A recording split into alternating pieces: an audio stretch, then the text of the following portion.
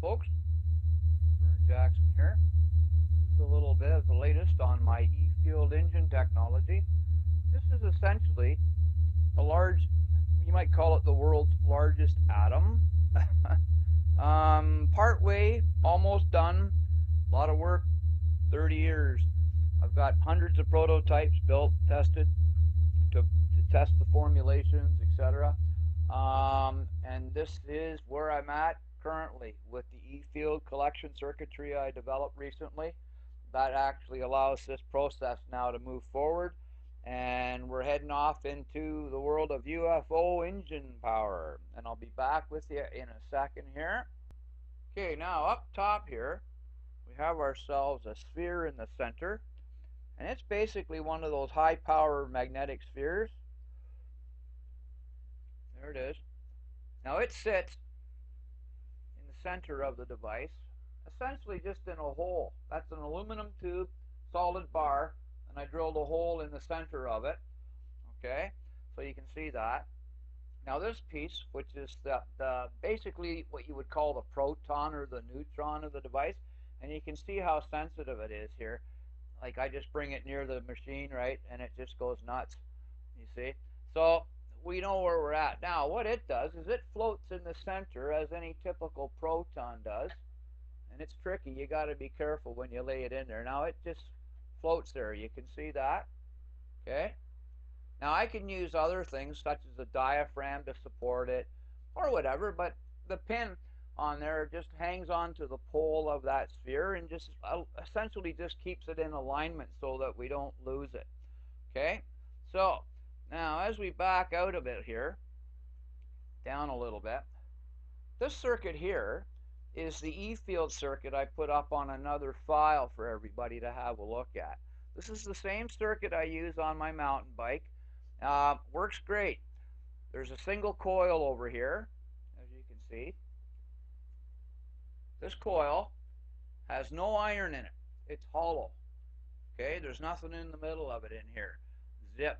That's simply just a coil wrapped around a hollow tube like a straw and stuck there with styrofoam. There's nothing underneath. As you can see, there's the shaft of the unit below here. Now I used to have some timing mechanisms in here. I've taken them out temporarily because I'm making some changes. But these spheres are lined up with their axes, typical equator, north and south, north on the top, as you can see there, and I've got a dot which gives me the alignment. Now don't laugh about the paper. That's a windage thing. That just stops the air from drafting on those devices. This unit by right should be operated in a vacuum when it comes to speed, otherwise it'll burn up. Now this part here is really cool. You watch that center sphere as I rotate that, you see. Now what's happening here, okay, is the magnetic field polarity is changing. I'm able to support this in the center. You can see these units are in between. Then I can line them up here. The sphere goes up, and they line up with these iron pegs, which is essentially conduits in a sense. I'm using them, and they've been biased with a little bit of field in order just to take care of the issues of gravity here on Earth, right? You kind of have to counter that to start with. So otherwise, you're fighting it with a different equation. Okay, so now we got that sorted out. Okay, and you can see how that turns. Now, those fields are passing that coil. Now, if that coil had any iron in it, it would simply just lock there and we'd get nothing. That's a given fact. I think everybody's well aware of that. There's no guesswork here. Now, if you come back up and watch that sphere, it pumps. Now, the cool part about it is the faster the device goes, the less distance is required to pump the device. My whole theory on the universe is the fact that it's based on tones of time. Time is a tone value. It's not a bang like a firecracker or a bomb. It's in fact a tone or a three-dimensional ringing process of some kind created by the time seed. And I've put some of that information up there on another video clip for everybody. This one here is very cool. I just go nuts when I play with this machine, right? Now the cool part is I can grab the center here and I can actually pump the center of this device, you see, and keep it going without any trouble. Okay? So simply by doing that, I'm changing the polarity from push to pull in the device, right? All the time. And I can vary the speed of that. I can turn it up faster and so on and so forth. But doing it by hand is a bit of a chore. So anyway, the cool part here is, let's move down a little bit, the E-field circuit I showed you. Now you can see the coil over here. Okay, now watch what happens when I give that just a little bit of a turn on those LEDs there. Let me get it into line here for you a bit. There we go. See that? Okay, that circuit comes alive with one pulse, essentially. No iron. You see now, the next part of this equation is these coils and this circuit are to be built into little modules. And essentially, that would be placed around the entire mechanism. This whole structure would be encapsulated in a sphere of vacuum, which in case the fact of the matter is I can build a copy of the drive mechanism here on the top. I can actually put a copy of that underneath because currently I'm only working on the north field, or say the north half of the equator is all I'm using. I can use the bottom half. Now when you put that together in a sphere and it's in a vacuum, this can rev up without friction, okay? And now you have to look at this, folks, is if that's in a sphere and now you turn around and you take this device as a sphere and you put that in the center of a UFO disc where the disc basically just gives it a surroundings around the outside of it and living quarters and etc. for hardware, that kind of gives you the profile of what may be in the center of a UFO. My guess is. Anyway, I'll be back in a minute. I got a couple more things to show you here yet. Well, we're back for a little more here. What this is some coils I've got here. I'm just going to adjust my camera. There, oh, there we go. How's that, eh? These coils are copper, okay? This one here is essentially the same, but a little skinny one of these flat style coils I've been working with. Kind of cool. Tesla actually had some of these designs on the go about 100 years back. Now, the interesting thing is if we put one of those coils up under that sphere, see? Okay. Now we got a means to pulse that sphere up and down. You follow me, folks? A little bit of current applied to that coil, and it does work. I'm just in the process. I'm going to give you a little demo of how that actually functions here in a second.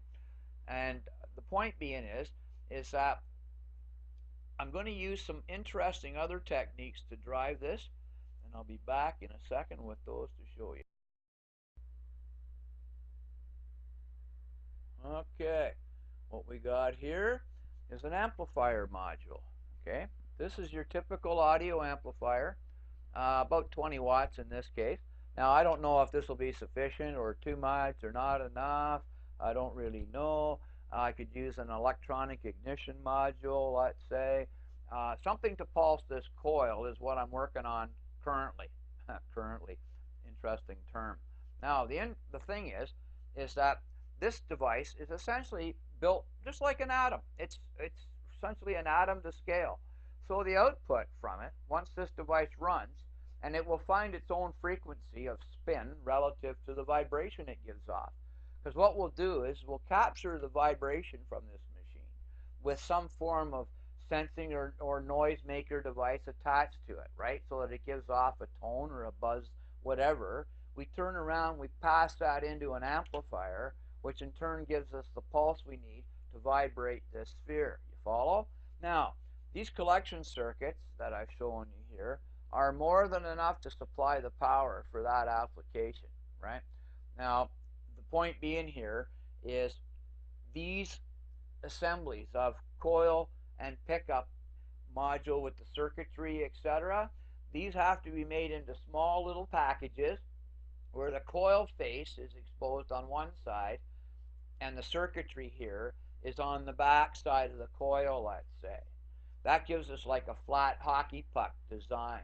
Now, once this device is all spherical, like encapsulated in a sphere, then what we can do is we can take enough of these, there's a focus there, We can take enough of these coil modules and essentially put them all around the sphere, no different than what it, say, the first nuke weapon looked like when it had all of its compression explosives around the outside. Except, in this case, these coils would pick up the energy given off by this rotation process.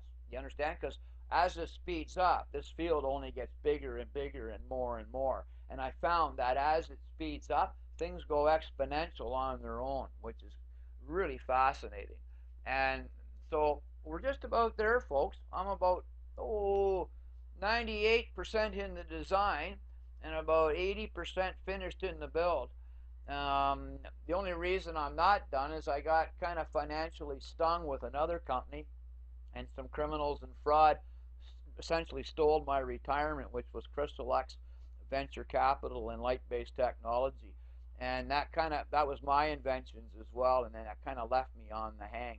But anyway, I'm putting this out here because I'm over 60, and who knows how long I'll be around to finish it, right? But I want others to take this on and go with it, because this is essentially, from what I've seen on the net over years, I've had this vision since about 1984, and any help, any push to get it out there, good enough, because this stuff is what gives us all that bent grass effects from a flying saucer, etc. It's that E-field energy.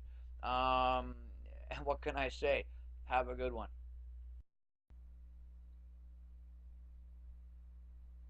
Hey folks, just a little quick test on the E-field stuff. That's a 4-volt line coming in there. Okay, just DC, so I have a little bit to supply this coil here. So what we did is, on here, I put this coil around. This one seems to respond a little better. And if I give that a little pulse and just take, what I do is I'm going to touch, essentially, whoop, we're out of focus here. That's not too good. There we go. I'm going to take, and I'm just essentially going to tap that to that terminal, and then what I'm going to do is to remove and reverse that. Okay, so here's the coil up here. So when I tap that, I'll either get an up or a down on that sphere. In this case, nothing. And we've probably already done it that way. There, see that move down on some there? Okay, and then we hit it again, and it moves up a little bit. Then I give it a change the polarity, and it moves down a little bit. Not very much, but I'm just beginning to work this process out. You can see it raised there when I did that, eh? Yeah, so we're just getting into this phase of the work, folks. This is what you might call the fine tune, or a little focus there, a little better for you. See it go down there a little bit? Then I reverse the polarity and give it a little pulse, and it comes back up. How slick. So what I got to do yet is mount all of that, design the proper coil that works, suitable, that kind of stuff, right? Typical build requirements. And then essentially the rest of it's kind of ready to go. What can I say? Any support, any help would be greatly appreciated. Thanks very much.